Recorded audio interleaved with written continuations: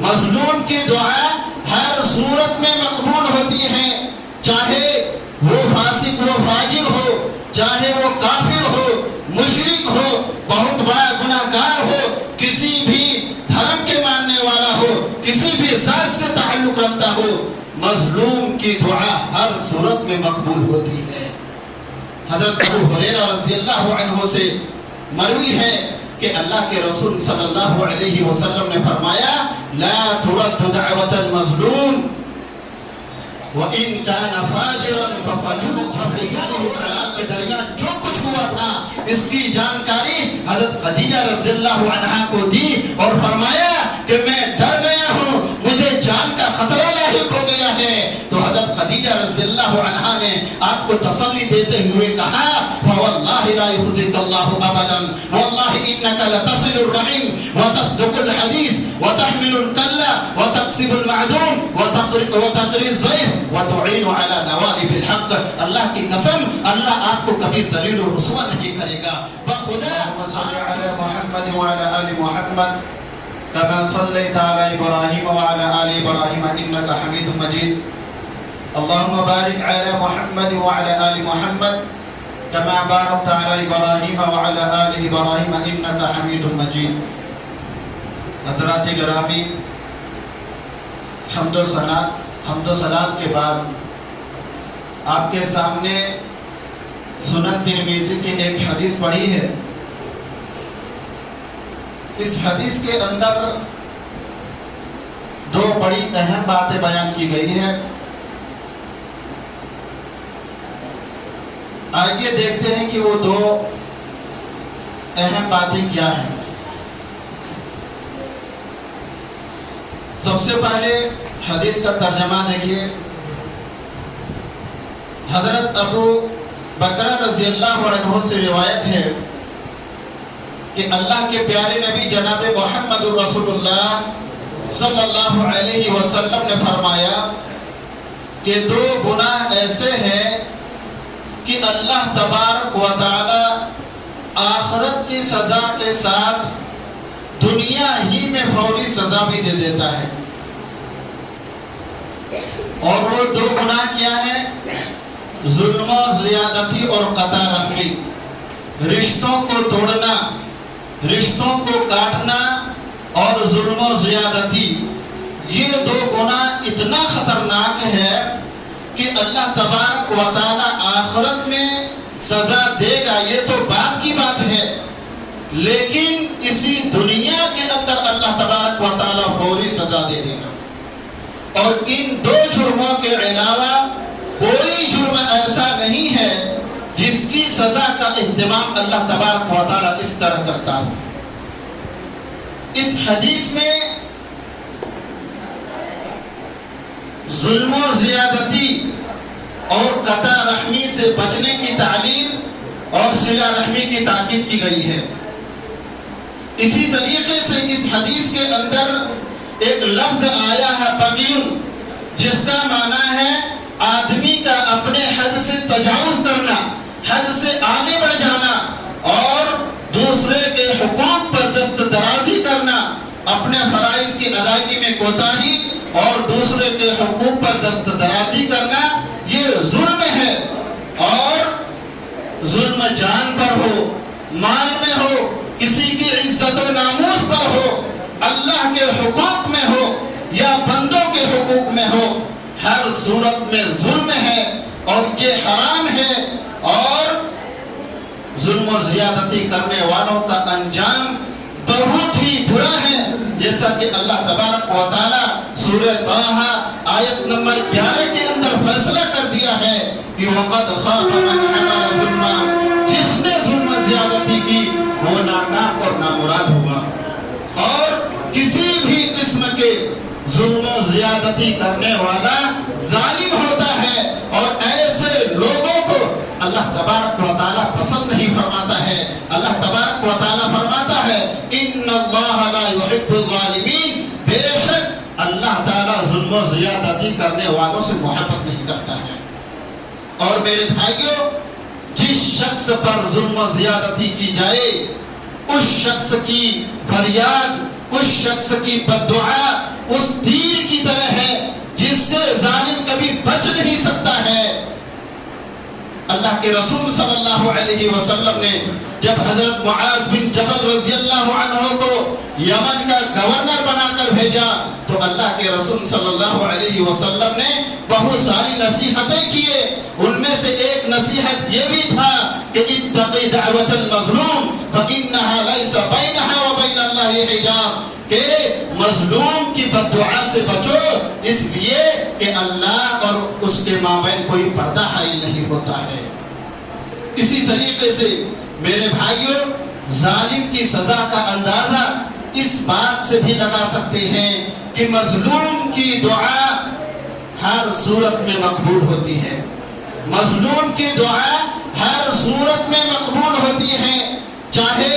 وہ فاسق و فاجر ہو، چاہے وہ کافر ہو، مشرک ہو، بہت بڑا گناہگار ہو، کسی بھی دھرم کے ماننے والا ہو، کسی بھی ذات سے تعلق رکھتا ہو، مظلوم کی دعا ہر صورت میں مقبول ہوتی ہے۔ حضرت ابو ہریرہ رضی اللہ عنہ سے مروی ہے کہ اللہ کے رسول صلی اللہ علیہ وسلم نے فرمایا لا ترد دعوت المظلوم وَإِن كَانَ فَاجِرًا فَفُجُورُهُ عَلَى نَفْسِهِ، کہ مظلوم کی دعا رد نہیں ہوتی ہے اگرچہ وہ فاسق ہی فاجر کیوں نہ ہو، کیونکہ اس کا فجور اس کے نفس کے ساتھ خاص ہے۔ اسی طریقے سے ایک دوسرے مقام پر اللہ کے رسول صلی اللہ علیہ وسلم نے فرمایا کہ مظلوم کی بد دعا سے بچو، کیونکہ اللہ اور اس کے مابین کوئی پردہ حائل نہیں ہوتا ہے۔ اسی طریقے سے حدیث قدسی ہے کہ یا عبادی انی حرمت الظلم علی نفسی وجعلته بینکم محرما فلا تظالموا۔ اللہ تبارک و تعالی فرماتا ہے کہ اے میرے بندو، میں نے ظلم کو اپنے اوپر حرام کر لیا ہے اور تمہارے لیے بھی حرام کر دیا ہے، اس لیے تم کسی کے اوپر ظلم و زیادتی نہ کرو۔ اس لیے میرے بھائی اور دوستوں، اور ایک بات یاد رکھیے کہ دعا کی قبولیت کے لیے ایمان شرط ہے، دعا کی قبولیت کے لیے ایمان شرط ہے، لیکن بد دعاؤں کی قبولیت کے لیے ایمان شرط نہیں ہے۔ اگر مظلوم کافر ہو، مشرک ہو، تو اس کی دعا اللہ تبارک و تعالی ضرور قبول کرتا ہے۔ اسی طریقے سے میرے بھائیوں اور دوستوں، لیکن جب نشے میں آ کر تکبر اور غرور کے نشے میں آ کر جب کوئی نادان کسی کے اوپر ظلم و ستم کا نشانہ بناتا ہے تو اللہ تبارک و تعالیٰ کا غضب جوش میں آتا ہے، پھر ظالم چاہے کتنا ہی طاقتور کیوں نہ ہو، اللہ تبارک و تعالیٰ اسے آخرت کی سزا سے پہلے دنیا ہی میں ظالموں کے لیے نشان عبرت بنا دیتا ہے۔ اس لیے میرے بھائیوں اور دوستوں، جو لوگ کسی کے اوپر ظلم و زیادتی کرتے ہوں، ایسے لوگوں کو چاہیے کہ وہ قہر الہی سے ڈریں اور ظلم جیسی تباہ کن آفت سے فوراً توبہ کر لیں، کیونکہ اللہ تبارک و تعالیٰ ظالم کو مہلت دیتا ہے۔ اللہ تبارک و تعالیٰ ظالم کو مہلت دیتا ہے کہ دیکھیں اپنی ظلم و زیادتی اور سرکشی میں کہاں تک وہ آگے بڑھتا ہے، اور جب اللہ تبارک و تعالیٰ وہ اپنا رسی ٹائٹ کرتا ہے ان بطش ربک لشدید، تو پھر اللہ تبارک و تعالیٰ کی پکڑ بڑی خطرناک ہے۔ اس لیے میرے بھائیوں اور دوستوں، ظلم و زیادتی بہت ہی خطرناک گناہ ہے۔ اسی طریقے سے حدیث کے اندر دوسری چیز جو بیان کی گئی ہے وہ ہے صلہ رحمی، رشتہ جوڑنا۔ اور رشتہ جوڑنے کا مطلب یہ ہے کہ قرابت داروں کے ساتھ حسن سلوک کرنا، ان سے بحیثیت تعلق قائم رکھنا، یہاں تک کہ اگر قرابت دار کافر و مشرک ہوں یا وہ بد اخلاقی اور بد سلوکی کا مظاہرہ اور قطع تعلق کا ارتکاب کریں، تب بھی ان رشتہ داروں کو حقوق ادا کیا جائے اور ان سے اچھا سلوک کیا جائے، جیسا کہ صحیح بخاری اور صحیح مسلم کی حدیث ہے کہ حضرت اسماء بنت ابی بکر رضی اللہ عنہا بیان کرتی ہے کہ صلح حدیبیہ کے موقع پر میرے پاس میری ماں آئی تو میں نے نبی اکرم صلی اللہ علیہ وسلم سے عرض کیا کہ اللہ کے رسول صلی اللہ علیہ وسلم میرے پاس میری ماں آئی ہے اور وہ کفر میں یا میرے مال میں رغبت رکھتی ہے، کیا میں اپنے ماں کے ساتھ حسن سلوک کروں؟ تو نبی اکرم صلی اللہ علیہ وسلم نے فرمایا ہاں اپنے ماں کے ساتھ اچھا سلوک کرو، ان کے ساتھ صلہ رحمی کرو۔ تو اس حدیث سے معلوم ہوا کہ صلہ رحمی کرنے کے لیے اسلام شرط نہیں ہے، اگر رشتہ دار کافر و مشرک ہو تب بھی ان کے ساتھ اچھا برتاؤ کیا جائے، اس کا حقوق ادا کیا جائے۔ میرے بھائیوں اور دوستو، شریعت اسلامیہ میں صلہ رحمی کی بڑی اہمیت اور اس کے بہت سے دنیاوی اور اخروی فوائد ہیں، اور قطع رحمی کی قباحت و شناعت اور اخروی نقصان کے ساتھ ساتھ دنیاوی نقصان کو بھی بیان کیا گیا ہے۔ صلہ رحمی میں اولا تو حقیقی بھائی بہن کا نمبر آتا ہے، اس کے بعد جیسے جیسے قرابت اور رشتہ ہوگا ویسے ویسے حقوق ہوں گے۔ آئیے اس سلسلے میں ایک دو حدیث آپ کے سامنے پیش کرتا ہوں۔ حضرت عائشہ رضی اللہ عنہا سے مروی ہے کہ اللہ کے رسول صلی اللہ علیہ وسلم نے فرمایا الرحم معلقۃ بالعرش تقول من وصلنی وصلہ اللہ ومن قطعنی قطعہ اللہ، کہ صلہ رحمی عرش کے ساتھ معلق ہے اور کہتا ہے کہ جو مجھے ملائے اللہ اس سے اپنے ساتھ ملائے، اور جو مجھے قطع کرے اللہ اسے اپنے سے قطع کر دے۔ یعنی رشتہ داروں کے جو حقوق ادا کرتے ہیں، رشتہ داروں کے ساتھ اچھا سلوک کرتے ہیں، اللہ تبارک و تعالی اسے اپنی رحمت اور اپنے رحم و کرم سے نوازتا ہے، اور جو رشتہ داروں کے ساتھ بدسلوکی کرتا ہے، رشتوں کو توڑتا ہے، رشتہ داروں سے قطع تعلق اختیار کرتا ہے، تو اللہ تبارک و تعالی اسے اپنے رحمت سے دھتکار دیتا ہے۔ اسی طریقے سے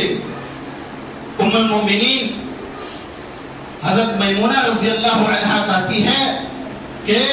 میں نے اپنی ایک لونڈی آزاد کر دی اور نبی اکرم صلی اللہ علیہ وسلم سے عرض کیا کہ اللہ کے رسول صلی اللہ علیہ وسلم میں نے اپنی ایک لونڈی آزاد کر دی، تو نبی اکرم صلی اللہ علیہ وسلم نے فرمایا لو اعطیتها اخوالک کان اعظم لاجرک، اگر تو یہ لونڈی اپنے ماموں کو دے دیتی تو تیرے لیے زیادہ اجر کا باعث ہوتا۔ اسی طریقے سے آپ صلی اللہ علیہ وسلم نے ان دو عورتوں سے فرمایا جنہوں نے پوچھا تھا کہ اے اللہ کے رسول صلی اللہ علیہ وسلم وہ زکوٰۃ کا رقم اپنے خاوندوں پر، اپنے شوہروں پر یا اپنے پاس زیر پرورش یتیم بچوں پر خرچ کر لیں تو جائز ہے؟ تو نبی اکرم صلی اللہ علیہ وسلم نے فرمایا تھا لہما اجران، اجر القرابۃ و اجر الصدقۃ،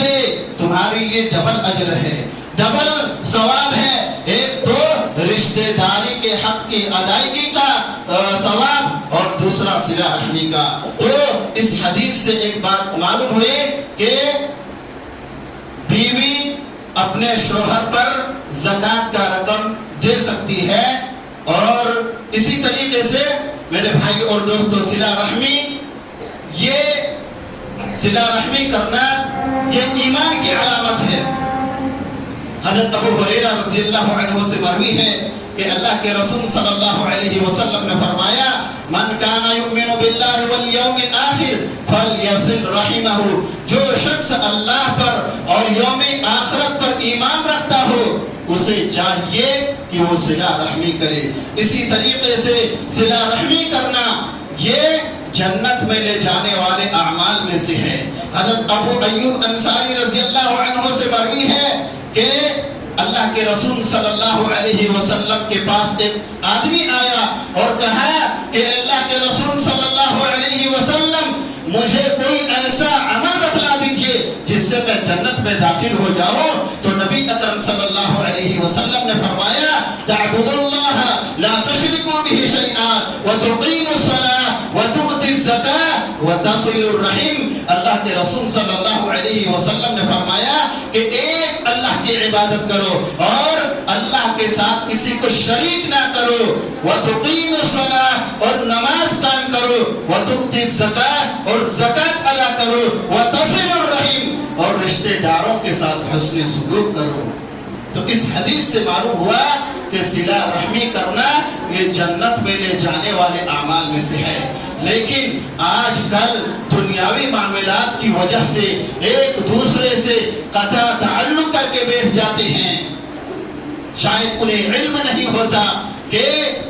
قطع تعلق کی وجہ سے کتنا بڑا نقصان ہے۔ جیسا کہ شعب الایمان میں ایک شعب الایمان میں روایت ہے کہ رحمت اس قوم پر نازل نہیں ہوتی، رحمت اس قوم پر نازل نہیں ہوتی جس میں رشتوں کو توڑنے والا ہو، رشتوں کو کاٹنے والا ہو۔ یہی وجہ تھی کہ حضرت عبداللہ بن مسعود رضی اللہ عنہ کسی ایسی مجلس میں اللہ تعالیٰ سے دعا کرنے کے لیے تیار نہیں ہوتے تھے، جس میں قاطع رحم ہو، رشتوں کو کاٹنے والا ہو، رشتوں کو توڑنے والا جس مجلس میں موجود ہوتا، حضرت عبداللہ بن مسعود رضی اللہ عنہ اللہ سے دعا کرنے کے لیے تیار نہیں ہوتے تھے، کیونکہ اس کی وجہ سے دعا کی قبولیت رکنے کا خدشہ اور ڈر ہوتا ہے۔ اسی طریقے سے میرے بھائی اور دوستو، صلہ رحمی کرنے سے اللہ کے حکم اور اس کے فضل و کرم سے بندے سے بلائیں اور مصیبتیں دور ہوتی ہے۔ اللہ کے رحم و کرم سے بندے سے بلائیں اور مصیبتیں دور ہوتی ہے۔ جب نبی اکرم صلی اللہ علیہ وسلم پر پہلی وحی نازل ہوئی، اقرأ باسم ربک الذی خلق خلق الانسان من علق اقرأ وربک الاکرم الذی علم بالقلم، یہ جب 5 آیتیں نازل ہوئی غار حرا میں تو آپ صلی اللہ علیہ وسلم کانپتے ہوئے واپس آئے اور حضرت خدیجہ رضی اللہ عنہا کے پاس گھر پہنچتے ہی فرمانے لگے، زملونی زملونی، مجھے چادر اڑا دیجئے۔ پھر آپ صلی اللہ علیہ وسلم نے حضرت خدیجہ رضی اللہ عنہا سے وہ بیان کی، یعنی غار حرا میں آپ صلی اللہ علیہ وسلم اور حضرت جبرائیل علیہ السلام کے درمیان جو کچھ ہوا تھا اس کی جانکاری حضرت خدیجہ رضی اللہ عنہا کو دی اور فرمایا کہ میں ڈر گیا ہوں، مجھے جان کا خطرہ لاحق ہو گیا ہے۔ تو حضرت خدیجہ رضی اللہ عنہا نے آپ کو تسلی دیتے ہوئے کہا، فواللہ لا یخزیک اللہ ابدا واللہ انک لتصل الرحم وتصدق الحدیث وتحمل الکل وتکسب المعدوم وتقری الضیف وتعین علی نوائب الحق۔ اللہ کی قسم، اللہ آپ کو کبھی ذلیل و رسوا نہیں کرے گا، بخدا آپ تو صلہ رحمی کرتے ہیں۔ تو میرے بھائیوں اور دوستو، اس حدیث سے معلوم ہوا کہ صلہ رحمی کرنے سے بندے سے بلائیں اور مصیبتیں دور ہو جاتی ہیں۔ بہر کے ان تمام آیات اور احادیث رسول سے یہ بات واضح ہو جاتی ہے کہ ظلم و زیادتی اللہ تبارک و تعالیٰ کو بہت سخت ناپسند ہے اور صلہ رحمی اللہ تبارک و تعالیٰ کو بہت پسند ہے۔ اس لیے ہمیں چاہیے کہ ہم اپنے اندر صلہ رحمی کو پیدا کریں اور جنت میں اپنے داخلے کو ممکن بنائیں۔ اگرچہ یہ بات درست ہے کہ جنت میں جانا آسان نہیں ہے، جنت میں جانے کے لیے بہت سی صعوبتوں تکلیفوں کو برداشت کرنا پڑے گا، تب جا کے جنت میں جا سکیں گے۔ لیکن اگر ہم اپنے اندر صلہ رحمی کی راہ ہموار کر لیں اور ایک دوسرے کی باتوں کو نہایت خوش اخلاقی کے ساتھ درگزر کرنا سیکھ لیں تو انشاءاللہ ہمارا ٹھکانہ جنت ہوگا۔ انہی چند کلمات کے ساتھ میں اپنی باتوں کو ختم کرتا ہوں اور اللہ تبارک و تعالیٰ سے دعا کرتا ہوں کہ ہم تمام لوگوں کو کتاب و سنت پر چلنے کی توفیق عطا فرمائے۔ آمین تقبل یا رب العالمین۔